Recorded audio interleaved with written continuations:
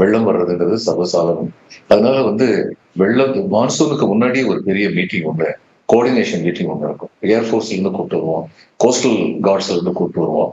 இந்த rescue and ரிலீஃப்க்கு என்னென்ன பண்ணணும் அப்படிங்கிறதுல அவங்க ரொம்ப பெரிய உதவி பண்ணுவாங்க. அவங்கள ஈடுபடுத்துவோம். அடுத்து திரு சிந்தனை செல்வன் ரொம்ப கரெக்டா சொன்னாரு. உடனடியா அங்க தேவையா இருக்குது அந்த மாதிரி இடங்கள்ல உணவு கொடுக்கணும். ஆனா அந்த உணவு செரிமானத்துக்கு இடைஞ்சல் இல்லாத உணவை கொடுக்கணும். அது வயிற்றுப்போக்கு இந்த மாதிரி கிளப்பிடக்கூடாது.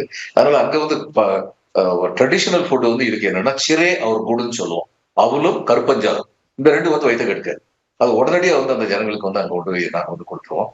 வழக்கமா இந்த மாதிரி மழை எதிர்பாராத அளவுக்கு மழைப்பொழிவு ஏற்படும் போது முதல்ல எல்லாரும் மழையைத்தான் பார்ப்போம்.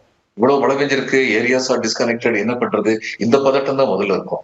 ஆனா அதுக்கு அடுத்து அந்த அளவுக்கு அல்லது அதற்கு மேலும் முக்கியமானது என்னன்னா, மழை பெய்து வெள்ள நீர் வடிந்த பிறகு என்னென்ன டேமேஜ் யார் யாருக்கெல்லாம் ஏற்பட்டிருக்கு, யாருடைய வாழ்வாதாரங்கள்லாம் பாதிக்கப்பட்டிருக்கு.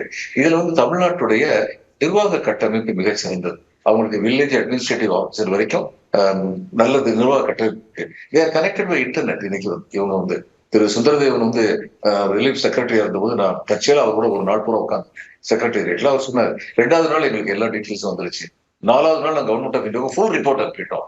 அதே மாதிரி இப்பயும் அவங்களால செய்ய முடியும், செஞ்சுட்டு இருக்காங்க. இந்த இது ஒரு இயற்கை பேரிடங்கிறது ஒரு எல்லாரையுமே பாதிக்கக்கூடிய விஷயம் அப்படிங்கிறதுனால இந்த நேரத்துல அரசியல் பண்ணாம ஒன்றிணைந்து எல்லாருமே செயல்பட்டால் நன்றாக இருக்கும். ஒன்றிணைந்து செயல்படுவதற்கு ஒரு சின்ன உதாரணம் என்னன்னா, இந்த தேசிய பேரிடர் அறிவிக்கிறதுக்கு அந்த சட்டத்துல பெர்மிஷன் இல்லை.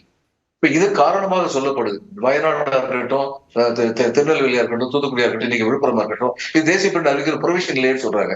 ப்ரொவிஷன் இல்லைன்னா அந்த ப்ரொவிஷனை கொண்டு வரணும், அமெண்ட்மெண்ட் கொண்டு வரணும்.